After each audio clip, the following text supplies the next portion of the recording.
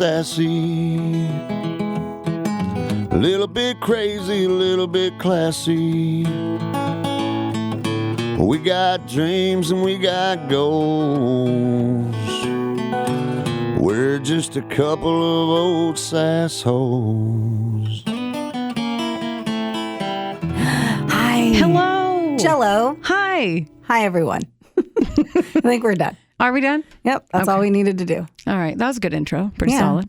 Like us. Mm-hmm. Who are we?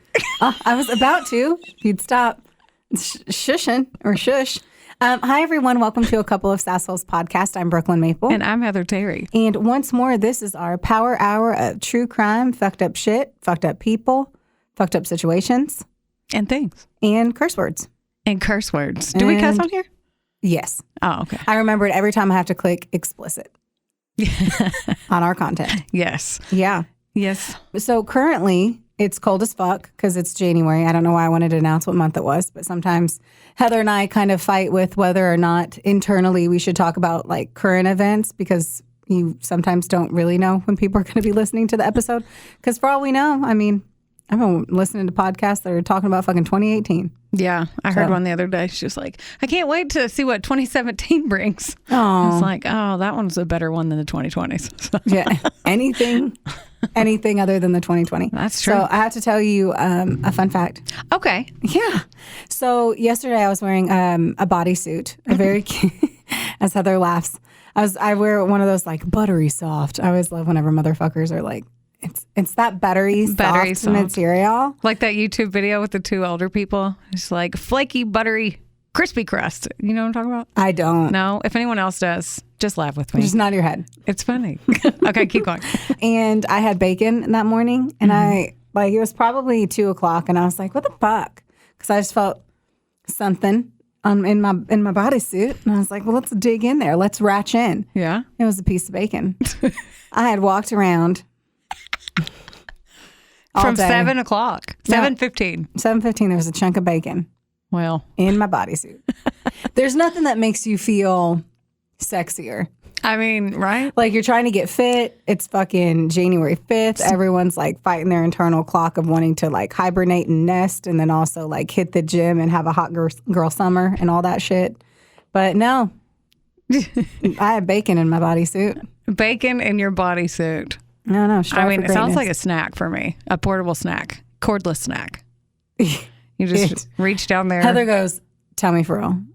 Did you eat it? I had to know. Number one, I was shocked you asked. Why? Because bacon like that is not good. That's like asking if I ate a piece of lettuce I found in my bodysuit. No. Like, the answer is no. Lettuce is soggy and that was warmed by your belly.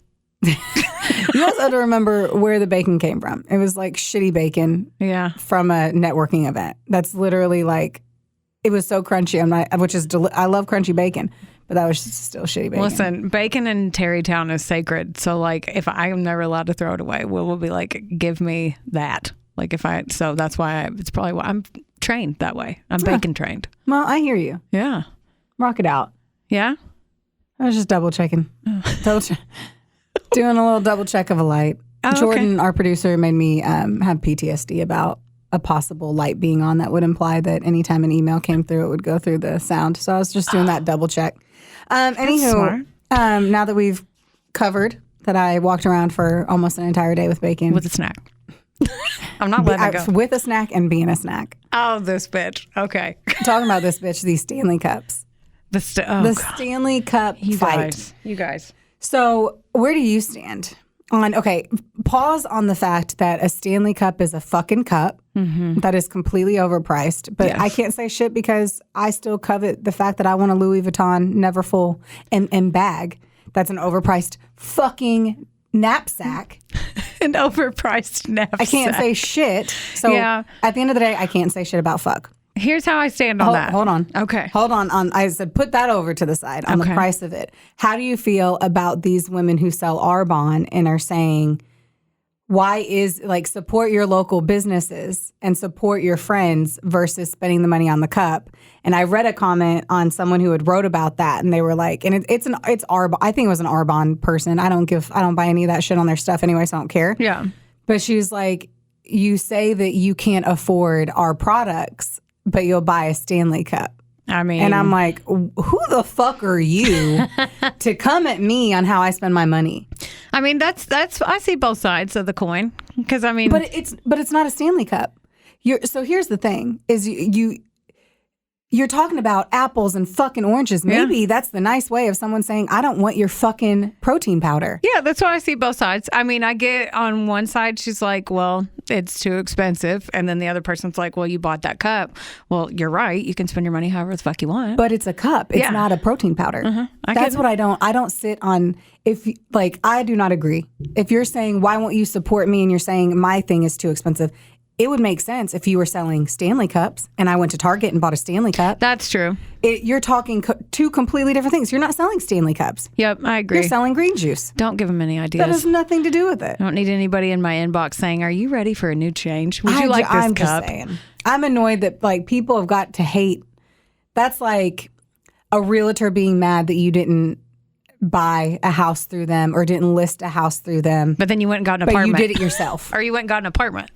Right? And I literally got a fucking apartment. Yeah, you went and rented that has an apartment. nothing to do with you. Yeah. My friend. I just like when people get all riled up on social media. I'm like that gif, the Michael Jackson, where he's eating the popcorn in Thriller. Yeah. I read that shit. Ooh, I read it. See, I don't get involved ever, and I never go through it. But today I was getting a book from someone in my neighborhood. And so I took the 3-minute Brooklyn scroll, and all 3 minutes of it was about the fucking Stanley Cups. And all 3 minutes of it. And you know what's funny is our friend and coworker Dave Spencer just came in here and he told us a fun little fact that you can read in his article at wbcar.com. Anyway, he said that, what did he say? Something about it used to be used to transport bull semen.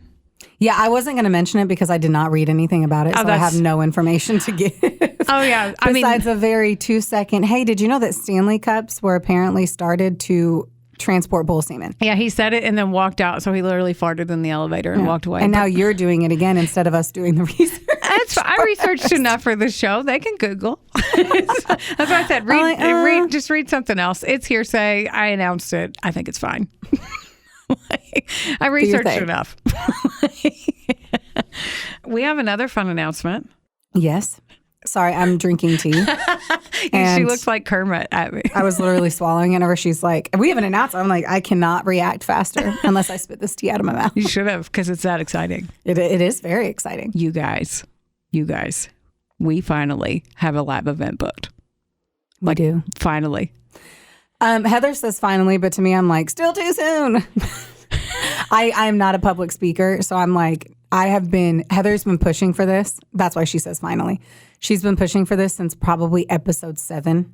Yeah. And I've been pushing this off forever and always. I literally the one thing I told her, I go, I'll do a podcast with you, but there's one thing I will not do. And she was like, what's that? I was like, I'll never go on tour and I will never do a live event. And I said it. And Heather was like, I don't care that you said it. It's like my mom with me inviting people I don't want to invite to my wedding. I'm going to keep bringing it up, bitch. Here's the thing. I did, now that makes me sound like a bully. I did say I'd wait till you were comfortable with it. I don't think that made you sound like a bully. I think it's a consistent thing that you wanted to do and that we have gotten to the place in our careers that we can do it. Or I wouldn't do it because I'm not going to get bullied into anything. Yeah, that's accurate. But yes, I think I caught you in a weak moment. You agreed. So I was like, okay, let's hurry up. I just have very much come to the realization that I'm never going to be I was a very good public speaker. You're awesome. And then COVID happened and I developed a new type of social anxiety that I didn't have before. And so now after that, I did a presentation at work and had a panic attack during it, as I tell everyone who listens to our podcast. And it was honestly top 3 worst moments of my entire career. You were pretty shaken. Yeah. And so because of that, I have never felt comfortable speaking in public again because I have that glorious memory tapped into the back of my fucking skull that I'm like, that's what's going to happen. So anyway, for me to grow or get better or be able to like come over this hump, I'm just going to have to do it. I'm going to have to rip the Band-Aid off. And you're going to do it with your best friend doing what we do in a room every week, except for it'll just be with other people to laugh at us. So we we are. Because we don't know if you guys are laughing. With us. I'd like it to be with us. Yeah. Oh, yeah. But it's going to be at Brasher's, which we love. Brasher's Little Nashville, downtown Owensboro, Kentucky, on March 3rd. I had to look because I forgot what day. March 3rd at noon. Yes. So come at 11. What is it called? Murder and Mimosas. Yes. Which we understand that is another podcast, but who cares? It's an event. Yeah. Like this isn't. Thanks, Danica. We like your name. If that's the case, no one would be able to do anything themed ever. That's very true. 100%. Murder and Mimosas. It's like if we said creepy. There's a fucking podcast called Creepy. So it doesn't really matter. There's nothing we can do. That's right. So yes, doors open earlier. They open at 11. Come say hello. Yeah. Please. At the end of the day, it is still January 5th. And it's a and bar. It hasn't even announced. But we wanted to make sure that we mention it now so that you guys were aware whenever you do start seeing us communicate about That's right. 2% of our listeners are from Canada. Maybe they'll make the trip. Oh, that'd be unbelievable. I would pee in my pants on stage, I think. And I would leave. Because I'm pretty sure we're sitting really close to each other. Oh, okay. Yeah. Just wear waterproof shoes. Yeah. It'll be fine. No. Anyway. I think that's it. Yeah? Are we ready for you to tell us the story? Because it's a solo Heather trip. This is a solo trip, and this is going to be kind of a new trip for me. I did the research a little bit. I went back and tweaked it, which is a good thing because I got some of the names wrong. So I learned that last night. That's why you don't do it on melatonin when I'm like, I'm going to get this done. Yeah. Because I mixed the names up. So is it anything like whenever I did a whole story and said the wrong name? What was that? It was Gabby Bettino, the most important story to me. Not the most important. Every story in every life matters. But it was one that I was particularly passionate about because of van life, not because it was a cute couple. But I kept saying Brandon instead of Brian Lowry. Yes. And then at the very end, I was like, have I been fucking saying Brandon? And I had been. It was Brian Lowry. I think that's the name of the episode. Laundry. Yeah. Yeah, it was. It was Brian, not Brandon. Because I'm a fucking twat. So I get it. Shit happens. That's right. But hopefully I fixed it all. Fingers crossed. Yeah. So my sources today, Wikipedia, the Michigan Daily, NBC News, wave3.com. And then there's a snapped episode of The Killer Couples, episode 3 of season 5. Now, there's a lot of conflicting information on this one. So like you can listen to one podcast, read an article, watch a show, and there's a lot of different stuff. So I kind of cherry picked from the most consistent. So not saying this is going to be the best it can be. Let's just say that. I get that. When I went to Michigan for the holidays, my cousin is a lieutenant at the Macomb Corrections Facility, and he's actually the one who told me when I was up there about the story, because I was like, give me a story. I want to talk about Michigan. So, that's fun. So that's creative. So he gave me this, and one of the guys in the story was actually housed at his prison for a while. So yes. Okay. Samantha Bachynski was born in 1986 in Imlay City, Michigan, which is about 30 miles from Flint and has about 3,700 people. So that gives you how big that town is. Now, her dad was arrested when she was young for a sexual offense. So it was just her mom, and her younger brother.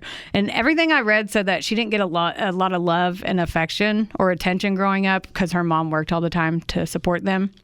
In high school, she was described as introverted, had low self-esteem. She didn't have very many friends. And then to top that off, a couple of them mentioned that she was a little bit overweight. So she was really isolated and kind of depressed. So she kind of just threw herself into school. Despite all that, she graduated near the top of her class, and then she had dreams of becoming a nurse. In the fall of 2005, she was 19. She went online because deep down, she really wanted love. She wanted a boyfriend. Well, who doesn't? Right. Who doesn't want some lovins?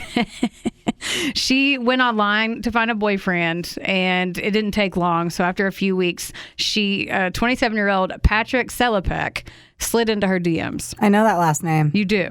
I saw that look on your face. You're like, I've been literally honing in to see if I know the story, and I'm like, I know that last name. Yeah. I don't know how. I don't know shit about fuck, but I know that last name.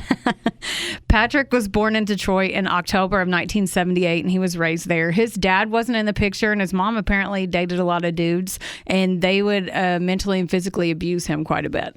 His mom ended up kicking him out when he was 17, and he went down a dark road of drugs and alcohol, etc. At 18, he was arrested for armed robbery, and he got 8 years in prison. Wow. Yeah. Armed robbery, 8 years. At but we 18. can rape kids and get 2. Yeah. I don't know why I just got mad about that.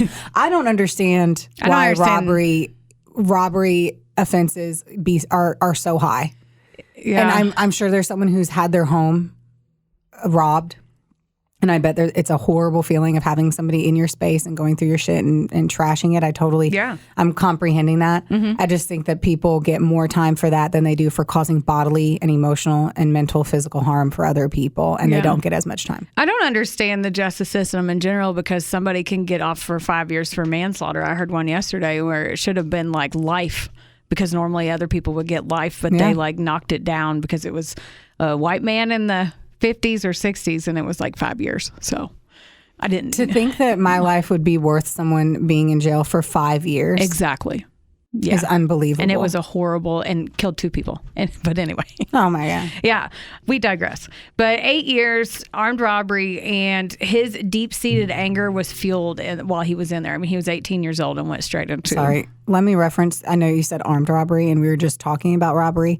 I always wonder too if it's like, I don't know, did they hit someone with a gun? I don't know. I guess that's the other part is like, because you don't know, I guess because if it's armed robbery and you go into a home and there's possibly people there, it's likely you'd end up killing them. So I wonder if that's preventative care.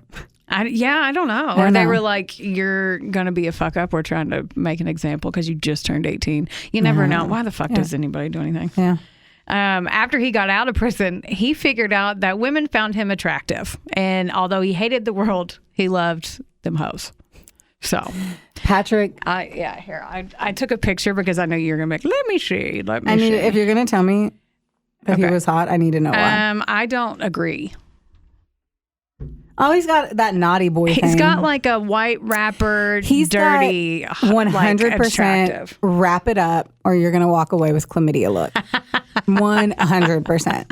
He looked like he got that dirty dick. Definitely a VD medication. Is that the venereal might disease? Be a shot in the ass afterwards. Is that the right one? Okay. I had to remember. Why? It happened last week for you, right? Bitch. For the record, no. Of course. I don't even think you need to say for the record. God. So after a few years and none of his girlfriends worked out, he went online on a dating site and he met Samantha. She actually knew about his armed robbery prison stint, and it turned her on. Like, she was a good girl and then was like, oh, you've been in prison? That's hot. Needless to say, when they had sex for the first time, she became obsessed, and Patrick ate that shit up. So, like, she was obsessed with him. He took her virginity. Oh. Yeah, and she was like, oh, I'm in love with you. And he was like, oh, you love me. That's awesome. Huh. Pretty much. Sounds about right. Yeah. 5 months into their relationship, he proposed. Sounds right. Yeah, that's usually on brand. 18, on brand. Yeah, he was 27. Yeah, okay. So, yeah. On brand. Her family was like, what the fuck, that was fast, but they were happy. They were like, well, she's finally happy, so I guess we'll support it. I would support it to the degree that I could. Like, if in that particular case or whatever, you're like, all you can do is support it as a family member and just hope you're not the one paying for the wedding. Yeah. Like, I can tell you how many times I've seen couples, I'm like, you're going to get divorced, but what are you going to do? Just keep your mouth shut. Yeah. That's something I struggle with just daily. Support it. Yes, Keeping it is. my mouth shut. Everyone struggles. Just tell it your best friend. Don't tell the person. Yeah, that's what I do. Mm-hmm. Okay, cut to February 16th, 2006. Now, I left out some stuff between their engagement and the day I'm cutting to, but I'll tell you about that in a little bit. So February 16th, 2006, the New Baltimore Police Department got a call from the father of a 27-year-old Melissa Barrels, who he said couldn't get a hold of her. And there was a weird message on her answering machine that his son-in-law was talking. And it said, I have taken Melissa to the hospital and I will get back to you as soon as I can. And her dad was like, what? That's weird. So he called the hospitals and she wasn't there. They went to do a welfare check on the two, and the lock was broken on the door, and they searched the home for intruders because they were like, well, they could still be in here, right? They went in the bedroom, and it was being renovated, and under a rug and some trash clearly placed on top of there, they found 2 bodies. What the fuck? Mm-hmm. They were wrapped head to toe in duct tape and plastic, and they unwrapped them to discover it was sadly Melissa and Scott. Aww. Yeah. Scott was beaten very badly and had severe blunt force trauma to the head, and Melissa's lips and face were blue from strangulation. The police said that there was a really strong smell of bleach and it was overwhelming, and they kept searching the house, but obviously it had been, cleaned up. They did find a receipt from a CVS, which is weird because New Baltimore is where my cousins live. So I've been to the CVS several times. And at 3 a.m. in the morning, the previous morning, there was a receipt. And the only thing that was on there was duct tape. While the cops waited for the warrant for that video footage, they got the autopsy results back of the barrels. Scott's body, in addition to basically having his head beaten in, he had signs of manual strangulation. They also apparently injected him with 12 or more syringes full of bleach. So he was tortured to death. Melissa didn't have bleach in her system, the report said, but it did show something else. She was 10 weeks pregnant. I knew it. The second you were it's showing something else. Yeah. It always has to be that. Yeah. And that's why they were renovating that room. They were going to turn it into a nursery. Aww. Yeah. And they had just started doing all that. The cops got the video back from the drugstore, and they saw a woman with sunglasses on at 3 a.m. buying duct tape and released it to the news. And it didn't take long for several people to call the tip line and identify that it was 19-year-old Samantha Bachynski, who had no criminal record, by the way. That's wild. I'm literally looking real quick. I'm like, what does bleach do in your system? Yeah. Like, what is bleach injection in? Like, do you, because you say tortured, but I'm like, yeah. Oh, but you're going to get to it? Because I'm like, okay, I'm kind of curious about what it'll fuck you does. up. But yeah, there was more. Now, Samantha's mom was like, well, she's with her fiance. So then they went on the hunt for them both. And they looked at Patrick Selepak's history, and they were like, oh, shit. He had just completed that jail sentence that I was talking about. Right. And do you want to know? He had just completed another jail sentence, and I'm going to tell you what he did. Okay. So in November of 2005, he was arrested for choking his ex and dragging her into his car by her hair, slammed her head into the center console, and then he beat the shit out of her, basically. And when she started screaming, he put sand in her mouth. Like, fucked up shit. How aggressive. Yeah. Keep in mind, this was an overlap. So he was dating Samantha at the time that he did all this. And she's still stuck by his side. Because in all of that, do you want to know how many days in jail he got for that? Oh, tell me nothing. 64. Oh, okay. Mm-hmm. He pled guilty to that charge, and they considered his time served, and he was released. Now, this is also the fucked up part. Oh, there's all of this is, I say it every time, but this is one that sticks. Sorry, I'm trying to Google what happens when you inject bleach, and all it is telling us how Trump told us to do that if we got to prevent ourselves from getting COVID. Oh, yeah. That's all I could find. Is there like, Trump supports you injecting bleach? And I'm like, oh my God, I give up.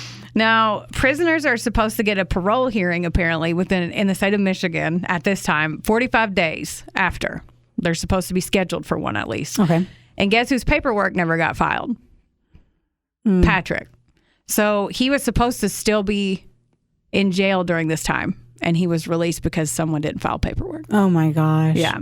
So when he proposed to Samantha, every girl's dream, he gets out of jail when he got out of jail and proposed, that was when he got out of jail for almost killing his ex-girlfriend. Yeah. And she still agreed to it. But she knew, and so she knew. Mm-hmm. Okay. She knew all this. So, also, in my opinion, lives could have been saved, because obviously it's called Killer Couples, and I'm talking about these two fuckers, so right. Spoiler alert. But, he was supposed to be in jail. He would have... Yeah.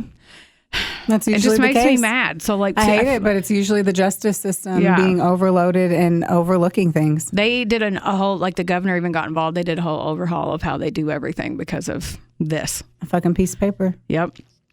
And anyway, they began a nationwide manhunt for the couple, and they didn't find them for several days. On February 21st, the cops got a call from a woman named Tara Beecham in Owasso, Michigan, which is about 100 miles away. She said she knew Samantha through mutual friends. They weren't best friends, but they were acquaintances. Mm-hmm. And they just showed up at her house earlier that day. She said, now Samantha had pink hair now, and then he had shaved his head. And she was like, do you like my new look? And they were hanging out, pretending like nothing was wrong. Just, she was like, this is weird, but you can come in. Yeah. And while they were there, her other friend calls her. And her other friend was like, dude, you know that Samantha chick that goes to the bar with us? I swear to God, she's wanted for murder. And I'd be so fucking scared. Could you imagine me like, hang on, I'm going to go take this call. And they're like, they are on the run for murder. And they're just in your house. And apparently, one of the reports said they had asked her to hide a duffel bag and not ask questions. I 100% would be like, hey, Theo, Betty, come with me. Like upstairs while I take this call. And then I'd climb out a window. Right? 100%. And I would leave my house. I'm like, I'm not about to get killed by a couple. Do you want to know what this badass does? Kills him. No, well, I wish.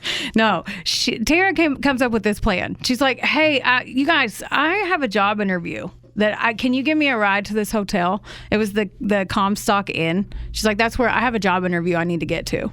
So they were like, oh, okay. So they get in. I guess if she looked like, if somebody came over to my house, I'm in fucking leggings and a fucking t-shirt. It worked out. I've done so much in this chair over here. So my back. I'm like wondering how the level.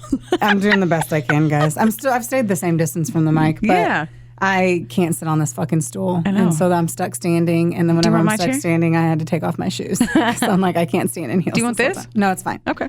But I've been very distracting. It is what it is. Okay, so... Oh, wait, no. What I was going to say is somebody came over any given day to my house, I would not look like I was in a job interview. Hell no. But I'm super curious if she's staying at a hotel. Obviously, it's probably not like I need to have my A-line skirt and my Comstock in, so she could have been like, oh, this is fine, you know. I'm going to be a housekeeper or something. I mean, or they caught her on a good day. I look like a troll living under a bridge the second I walk in my house. I hear you. Like the second. There's no way. I hear you and I've witnessed it. Yeah, you have. An oversized sweatshirt and some fucking yoga pants, no bra. What? That's right. What? What? So Tara, they take her to the Comstock Inn and she runs in. I would sprint so fast. I would put like a Heather-shaped hole in the wall, like through the wall. And she called the cops as soon as she got there. And then they got there in minutes and swarmed their truck because they were waiting outside. And when they approached these two fuckers... Oh, they were waiting outside for an interview to be done? She gave them the ride, yeah. But when they swarmed the truck, they fell asleep. So they were just sleeping outside in the truck. And they wake up and there's all these cops around them with guns pointed at them. And they're like, oh, shit. So they get out. They searched this truck. In the back, they lifted up the tarp and there was a body in the truck. It was wrapped head to toe in duct tape and plastic, just like the barrels were. Sorry, one question that I did not pick up. Was this in February? Is that what you said? February 21st? Yes, in Michigan at that. So, yeah. I just not like Dallas or August or anything. It was, that's exactly what I was asking. Was it hot or cold outside? Oh, yeah. Michigan in February. My body can definitely. It's a little chilly. Yeah. Yeah. Put that chicken in the fridge. You know what I'm saying? This bitch. No, you don't know. You don't know what I'm saying? They identified him as 52-year-old Fred Johnson, and that was actually his stolen truck that they were driving. Motherfuckers. So they put him in the back of his own truck and then drove around. Fred had been reported missing by loved ones several days earlier. They took the two in, and Samantha immediately was like, nope, I'm not talking. I want to talk to a lawyer. Now, Patrick, on the other hand, wouldn't shut his fucking mouth. And leave it to a guy. Right? And before this, he was like, Samantha didn't do any of this. It was all me. I'll tell you whatever you want, but it was all me. She didn't do anything. That's what he was saying. But she was over there like, give me my lawyer. And this is what he says happened. He said once he proposed, like after he was like, cool, now we need money. So he was going to go steal things and resell them. And he said, this story is so fucking stupid. It makes no sense. Okay. They usually don't. Right? I know. Like, I want to know how he concocted this. That's what I want to know. Like, whenever you're like, I'm going to kill somebody, and then you come up with like a story and you're just like, this is it. This is the story. This is what I was going to do. Yeah. So he wants to, keep in mind, steal and resell, right? He set his eyes on produce. Now tell me the black market markup for some fucking stolen tomatoes. Like, what do you... If you do avocados, you've got 5 minutes to sell them before they go bad. It's probably the most expensive thing you can sell. But I mean, what? Why? Why and why? I want to know the same thing. I don't get it. So he's going to start this black market produce ring from a local grocery store, which I can't get over it. He made friends with one of the employees there, and guess who it was? Melissa Barrels. Oh, yeah. He made friends with somebody, and this is his story. Right. Oh, sorry. Yeah. Right. Yeah. They did know each other, but this is what he was claiming. No, because I read a couple of different things. Like one of them said they met online and had a relationship, but they never said if it was anything more than just friends. And again, this is what he's saying, the cops. So some people were saying, well, they had an intimate relationship. Some people are like, no, she was literally just worked at the store and he would go in and talk to her, and she was a nice person. Yeah, that's the one I believe, that she was just nice to him. I agree. Yeah. So he said that Melissa would tell him just in conversation when the trucks would come in so he could steal it. Like steal the stuff right off the trucks. This is so stupid. I know. He said he was hanging out with Melissa and her husband the day that they were killed, and Melissa said she was pregnant, and then Scott got pissed off. Right. So, like, the speculation of they were sleeping together, like, is that my kid type of thing is what he was insinuating. The best thing you can do whenever a woman is murdered is to then blame her and then act like the child is not her husband's. Exactly. Because that's the most appropriate thing that we do in society. He's such a fuckbag. I swear to God. Fucking And yeah, he just kept saying they slept together, but I don't know. He just fucking sucks. He claimed that Scott, Melissa's husband, grabbed a knife and lost his shit, and he was protecting himself. Okay, you don't do all of this when you're in self-defense. You stupid motherfucker. Yeah. Like, oh, grab something. Let's inject him with bleach. Beat his head in, then go. Yeah, okay. He said he had to kill Melissa because he killed Scott. He didn't want her by herself. He didn't want her by herself or to tell? To tell, but he was like, oh, well, I already killed her husband, so he's so stupid. And then he was like, well, Scott's still alive, so he went and killed Melissa, and then he figured out that Scott was still alive, so he put a bag over his head and then left, went to the pharmacy, bought bleach and syringes, and Bud Ice, by the way. He bought beer with this. This is proven. That's true. And injected him. Then he said he called Samantha, was like, hey, come over here. Like, she wasn't even there, he was saying, to help him cover it all up. And then the two went to lay low in Flint, Michigan, and got a hotel room. Even though there's camera footage of her being the one leaving CVS. Yes. Okay. Yes. Oh. Then he says they went to a local bar and befriended Sweet Fred Johnson, which that part is true. They went to, I think it was a gay bar called Triangles, which sounds super fun, or something like that. Triangles. Something fun. How naughty. Some fun gay bar, right? Oh, wait. Well, that's the Eiffel Tower. Huh? What? Are you thinking of the sex position? Yes. Were you not? I was trying to think of the real. Sound like fun. I was trying to think of the real name. Isn't that like the gay symbol? Isn't triangles like relevant in the LGBTQ plus? I shouldn't. I think I missed the letter. I think that's right though. I've been to a bar in Louisville called that. Okay.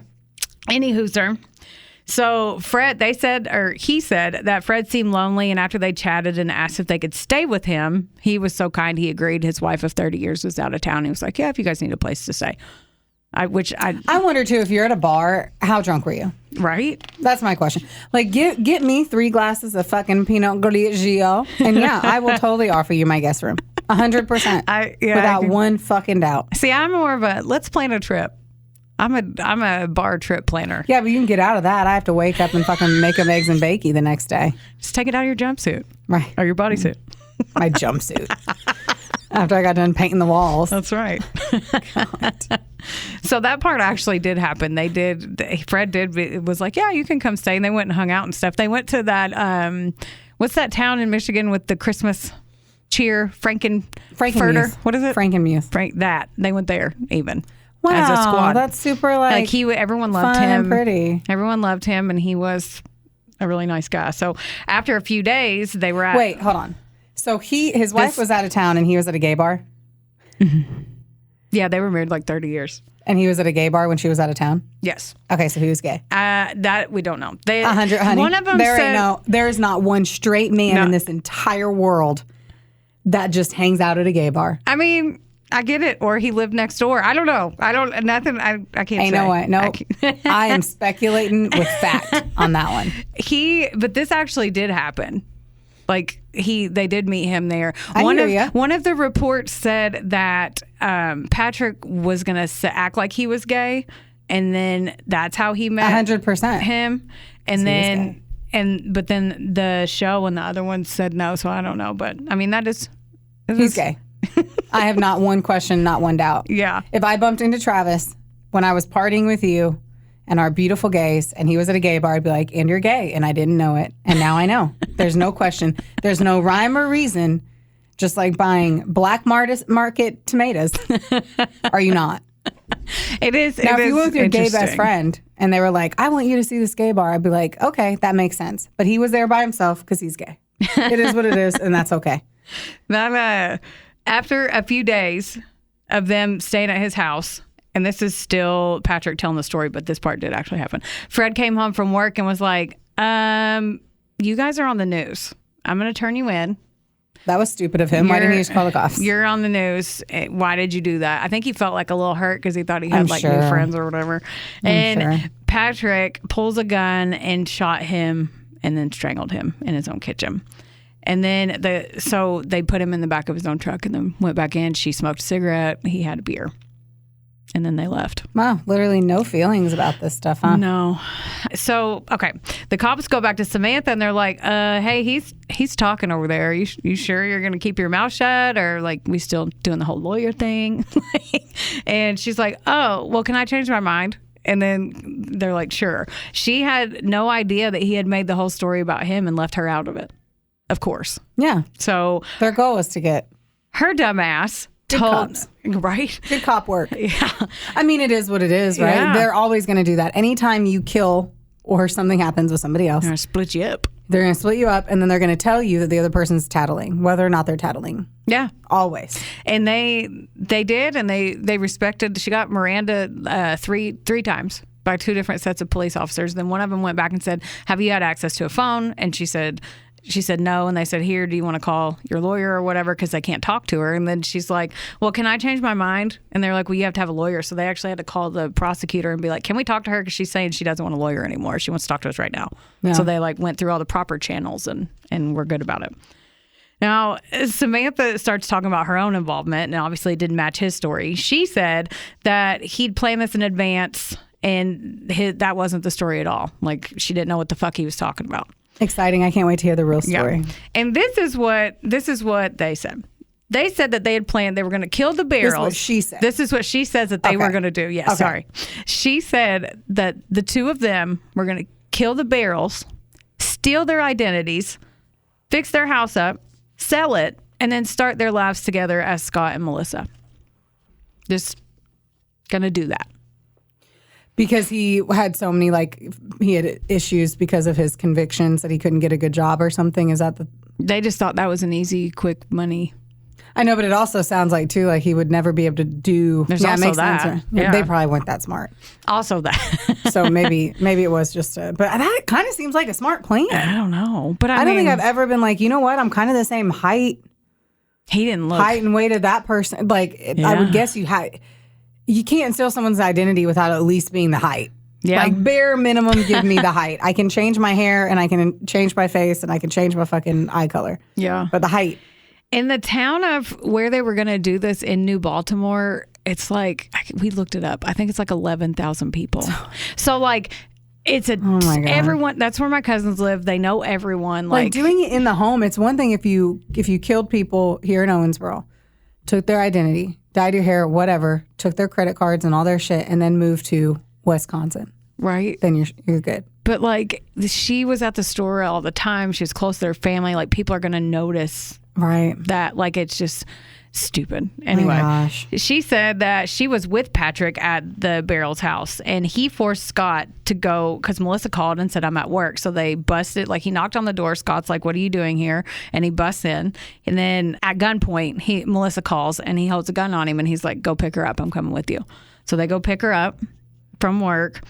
And I just can't imagine being Scott having to drive. I wouldn't have done it. To pick, you know what I mean? I would have never done it. I don't think I would have either. I'm pretty disappointed he did. And, if somebody did that, if it was me, I'd drive right to the police station and be like, make your call right now. Kill me. I think he was promising him the whole time because I thought that too. And one thing I read, like, he was promising him, like, I just want your money. I just want your car. Like, just go. You know what I mean? I don't know. So, but then why would he need to pick up his wife? Yeah, I don't know. You know? I don't know. That's unfortunate. Yeah. Then at gunpoint, he had Scott write a fake note about the hospital bullshit and tape it to the door. And then he recorded the fake answering machine message that her dad heard about the same hospital shit. Then he beat Scott with the butt of the gun, put a bag over his head, and then Samantha put a belt around his neck while Patrick choked him. My God. Yeah. And then she had Samantha choose how they would end Scott's life, and she came up with the plan about the bleach. And like Scott's still alive during all of this. That's so sad. By the way, like and they were telling him that Melissa was okay, even though she was not alive anymore. So I'm not going to go he had a very slow and painful death. Let's just put it that way. Because I mean, obviously, and so did Melissa. They were both begging for their lives the whole time. I'm sure. And their unborn child. Yeah, they told Melissa, she said she just wanted to call her parents, and they said, yeah, we'll let you call them real quick outside. And then that's when they did it. On February 23rd of 2006, Samantha and Patrick were charged with first-degree murder of Scott and Melissa Barrels. Patrick pled guilty on all charges, so that included Fred Johnson too, which got him mandatory life without parole. And then they think that he wanted notoriety with that case, so he thought he would get famous from it. So like that's why he was like, no contest. Like, what are you doing? Like they asked him if he wanted to set a bail. I wanted a bail hearing, and he laughed. Like he was so cocky and douchey in all the videos that I saw him in trial. It's nauseating. My God. Like he has no remorse. In October, Samantha's trial began, and her lawyer said that she was scared of him and played that card really hard. Like, oh, she was scared of Patrick. That's the only thing you can do. Right? They threw their only card. They said that she was so obsessed with Patrick that she would do anything for him, and she was forced at gunpoint to help him kill the couple.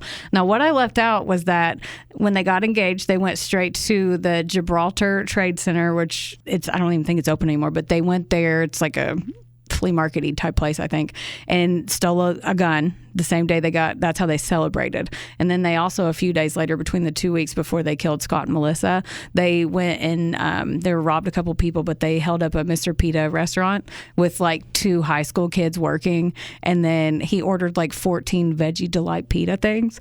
And then, they were like, okay, because they were getting ready to close. And then he gets the food and then holds them up at gunpoint, takes the money. And then he's like, stay in school and get an education. You don't want to end up like me. And then takes the videotape, the surveillance tape, and runs out. Yeah.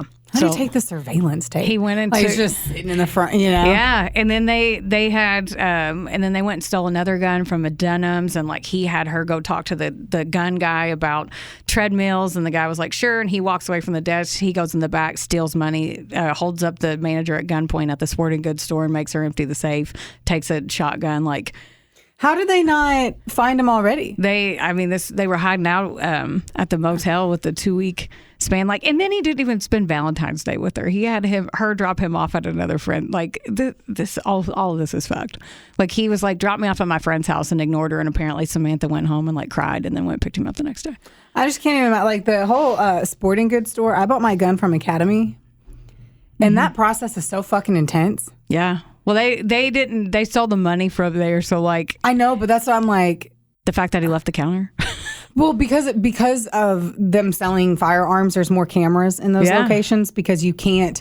Like at one point, right whenever I was leaving and I was holding my gun case, they were like, you don't hand this to him, to who you're with in any way, shape, or form until you're inside of your vehicle. Oh, yeah. Because it could look like even if I walked out into the parking lot and handed the gun to Travis just to put it in the car... Mm-hmm.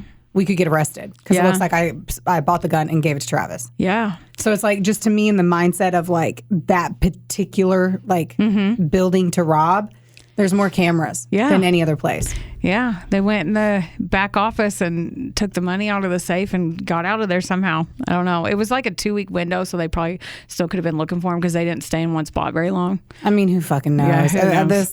But that is a good point, because there's a lot of... I'm just like, I don't know how they would have got away with that part. Yeah. I understand robbing some veggie pita place, but I don't know. I mean, it's a good point, though, because that is extra cameras. Okay, so they were saying that she was so obsessed with Patrick that she would do anything for him, and she was forced at gunpoint the whole time. Now, the defense even called freaking Patrick to the stand, and he got up there, like the defense called, right? He got up there, and he was smirking, and he didn't want to help clear her name. He didn't. He said, I'm not talking. I don't have anything to say. The whole time she was like, oh, he's got me. He's got me. And then he got up there and he smirked and looked right at her and was like, I don't have anything to say. Fucking, What would you think? I don't know. They both suck. Like, none of that shocks me at all. Like, why would he clear it? It means he could possibly get less time. It doesn't. Well, I mean, it's one thing if he was right, but if he was the spearheader versus he had a compliant partner, it changes the dynamic of his own case. Well, he already was thrown away, and the key was like no parole, no nothing. I know, but if he can take somebody down with him, he's a fucking cunt. He sucks. Bad. His story annoys me. I know. I'm annoyed. So she immediately looks devastated and lost her shit in the courtroom and starts crying because duh. Yeah. And Samantha was found guilty on all charges. And during her sentencing, she made a statement crying, saying she didn't want anyone to die and begging them for leniency. You didn't want anyone. Okay. You literally named how you were going to kill somebody. And you spent days hanging out with somebody. Yes. And he left her alone to go buy bleach. Yep. And that was at least 30 minutes. At least 30 minutes. She could have ran to the neighbors. She could have ran away because where their house is, my cousins drove me past the house and it's in a neighborhood. Yeah. She could have ran 8 feet to the next door and been like. Or whenever he killed the guy, she goes in and smokes a cig. Yeah. There was a lot of things like he goes to pee at Tara's house and she's like, can you help me? So I don't believe any of that bullshit either. And she got life without parole at age 20 for Scott and Melissa, and then an additional 23 to 75 years for Fred. Good. Yeah. They're in separate prisons now, and they obviously no longer speak. And that is the sad story of the murders of Melissa Barrels, Scott Barrels, and Fred Johnson by Patrick Selepak and Samantha Bachynski. That's wild. Mm-hmm. I always wonder with those killer couples, like obviously you're going to eventually get caught. Like it is what it is. You're going to get caught. And then you're not going to be together.